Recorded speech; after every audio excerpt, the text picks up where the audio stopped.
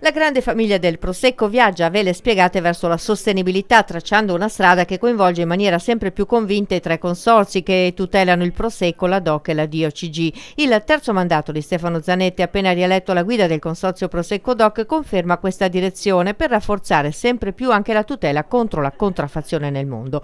Nel prossimo futuro una nuova sfida è rappresentata anche dal riconoscimento del Prosecco Rosé. Sulla strada della qualità sempre più sostenibile si muovono anche i produttori storici, come Fabio Ceschini, la cui famiglia festeggia quest'anno 40 anni dalla fondazione dell'azienda. Prosecco allora era un vino leggero, beverino, conosciuto qua nel territorio nostro. Nessuno si sarebbe immaginato che dopo 40 anni sia diventato un leader nel mondo come lo è tuttora.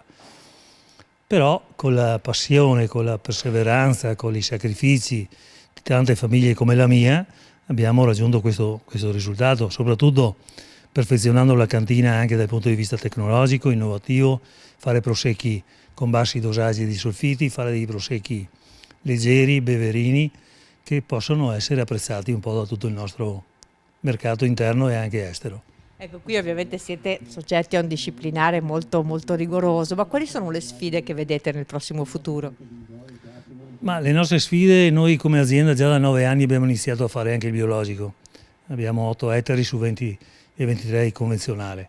Le nostre sfide saranno sicuramente quelle di portare un prodotto sempre più genuino, sempre più naturale, utilizzando sempre meno fitofarmaci.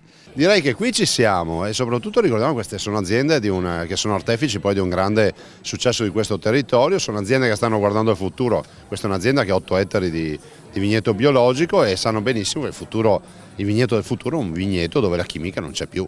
La Regione sta sostenendo questo nuovo modo di fare viticoltura? Assolutamente sì, guardate, il futuro è quello di avere ovviamente un vigneto a impatto ambientale zero, quindi nel processo, nell'ottenimento della produzione e nel prodotto finale. La verità è che questo percorso va fatto assieme ai produttori e assieme ai cittadini che ci credono. La battaglia contro i produttori o tra produttori e cittadini non vale niente, perché poi alla fine finisce che non si fanno neanche percorsi virtuosi. Il vigneto del futuro è un vigneto senza chimiche. Qualità che permettono al Prosecco, campione di vendite, di continuare la sua marcia trionfale sui mercati esteri.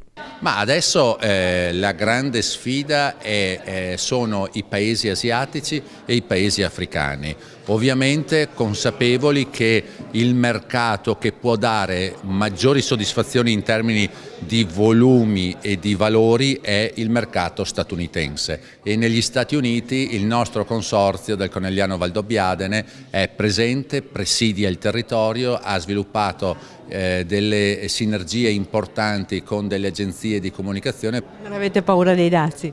Assolutamente, credo che il Prosecco rappresenti l'internazionalizzazione del prodotto e chiunque pensa di guardare al proprio ombelico non farà grande futuro.